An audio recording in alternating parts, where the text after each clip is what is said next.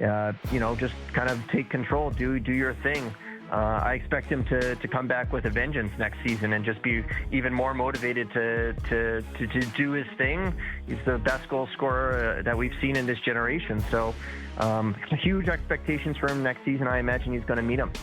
Mark, if Craig Berube called you up this summer, and maybe he has already, it could happen, or he texted you, and he said, who do you think I should play on that right side with Matthews? Because you and I both know he didn't like, and maybe hate is too strong, but he was pretty much against playing Nylander with Matthews really like the entire year, even in the playoffs when Marner Matthews wasn't really working. So if he called you and he said, who should I play there? Who is it? I'd put Domi there.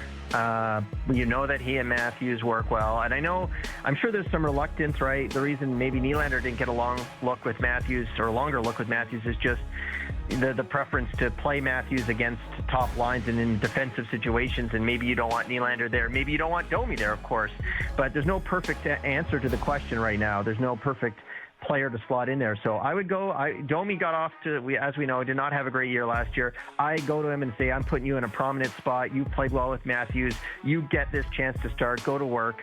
That's what I would do. Matthews and Knies have good chemistry. Domi and Matthews have played well in the past. And then, Tavares and Nylander, you should have another effective line there. And then you build out from there, and you hope you have a good kind of shutdown third line that you can, entrust to the defensive matchups. And that's what I would do. That's at least how I would start. And obviously things are going to bounce around, but you've got to get more out of Domi during the regular season next year. And I think that's a great way to do it as well. Masters, I've been screaming all the way from Edmonton that the Leafs need to get a puck-moving D. They don't have enough of it, or they have maybe one. These guys aren't exactly biting. Jonas is nodding his head now, like, yeah, I'm with you, Struddy. But what do you say, Masters? Are you happy with what they have there, or do they need the guy I gave an example to is Shane Gothenspier? Not saying they can get him or he's the perfect guy, but quick puck-moving, get it up to this group of forwards. Yeah, Brad Treliving acknowledged that in his postmortem of the season, is that they'd like a little bit more of that element on the back end. It's just everyone's kind of locked in on the defensive side, and they focus so much on trying to fill some holes up front that it's kind of been a forgotten thing. Like, everyone's locked in there. A lot of questions about Morgan Rielly. He's obviously got the no-move clause. Maybe he gets a bounce back. I suspect he'll be back on the top power play unit with Marner moving on as the quarterback. We'll see.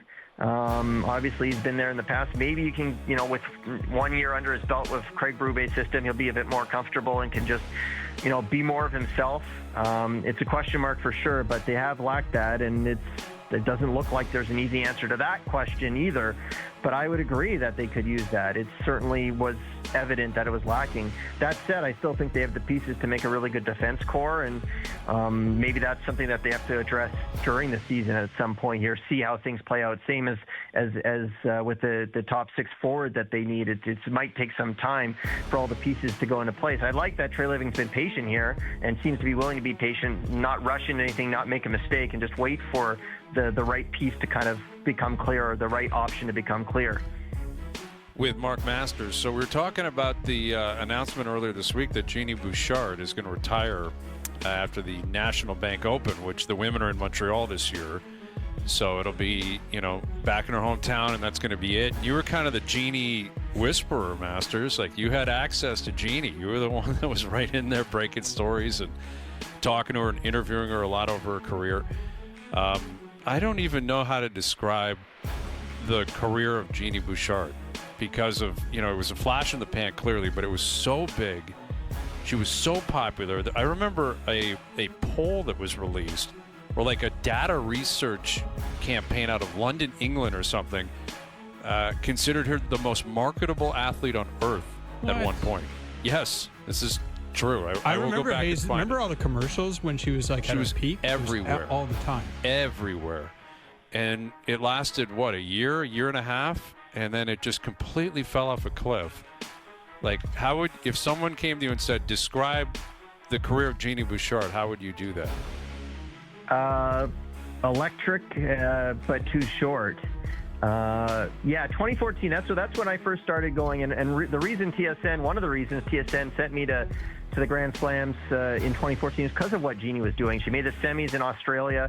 And she followed that up with a semifinal in Paris, and then the finals at Wimbledon, fourth round of the U.S. Open. Nobody won more matches in the Grand Slams that year on the women's tour than Jeannie Bouchard. She didn't win a major, but she won more matches. She was in the mix every Grand Slam. Probably the greatest. I know she didn't win one, so maybe you'd say Bianca Andreescu just because she won the U.S. Open that year in 2019. But probably the best Grand Slam season ever by a Canadian singles player, just with how she was in the mix at every Grand Slam, so consistent. She won a title. Everything felt so amazing. Like, it was like Canadian tennis was having a moment. Everyone was into it. Jeannie had the personality for it too. Raonic had more staying power, of course, and he had more long runs. But Jeannie's personality was so engaging that I felt like everyone had an opinion on her. Everyone was interested in it. And she really captured the imagination, but it was too short. And 2015 was a bit of a disaster. She felt the pressure. She spoke very openly about that. And then she finally seemed to get her game back at the U.S. Open before the real sliding doors moment of her career, which was the slip and fall in the locker room late at night, which led to a concussion, forced her to withdraw when she was in the fourth round of the singles. And who knows, maybe where things go if she doesn't get that injury and she's able to build on that momentum. So it was an electric career, but it was way too short. And it's too bad because what a personality. And her game when she was on, the aggressive style, she was fun to cover, that's for sure. Yeah, the magazine was Sports Pro. London magazine that bills itself the leader in global sports industry news, views, insights, and features. Now, I don't know enough about it. Maybe it's some guy's basement in, like, Liverpool or something, and the guy has absolutely no reason to call himself or state himself in those regards, but released its annual list of the top 50 most marketable athletes in the world in 15. And at the top of it was Jeannie Bouchard. 21-year-old Canadian Jeannie Bouchard, followed by Neymar, Jordan Spieth, Missy Franklin, Lewis Hamilton, Rafa Nadal, Andy Murray, Serena Williams. Like, she was ahead of all of them on this list. And that was because the 3 semifinals, the Wimbledon final, and then, like you said, slip and a fall, and she never was competitive again. Kind of crazy. Go ahead, Jonas. She had one big moment after that, really big moment where you remember Sharapova had the doping ban, yep. And she came out and she said she felt that Sharapova should be banned for life, and nobody was really saying that, no one on tour at least, and they ended up playing each other in Madrid. I believe it was 2017, and it was like this grudge match, and she beat her in 3 sets, and it was a big moment. Like, she really stared her down at the net, at the handshake. But you're right. After that, it was not at the Grand Slams. There was never really any more big moments. You kept waiting for her to have that resurgence, and it never really happened. What's going on with Canadian tennis, Mark? Like, was that the peak? Are we done? Is it just going to be kind of okay? It's the end of an era for sure. Jeannie Bouchard, Milos Raonic, Vasek Pospisil, and Pospisil's coming to the end too. I imagine we're going to hear some news on that soon. And Raonic, I asked Raonic, I said, are you ever going to play like a tournament that's known as your final tournament? He's like, no, I'll just be gone. And that seems to have been what's happened with him. That's kind of more his style.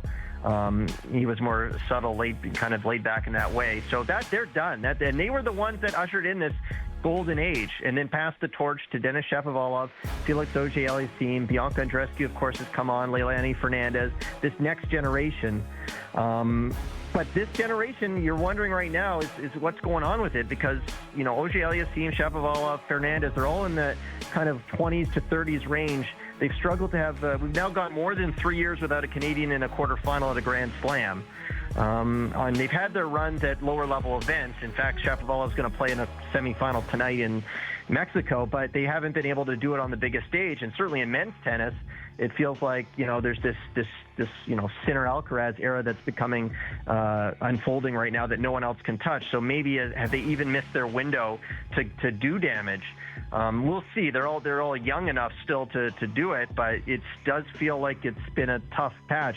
I am very excited about an 18-year-old Vicky Mboko from Burlington, Ontario, who just made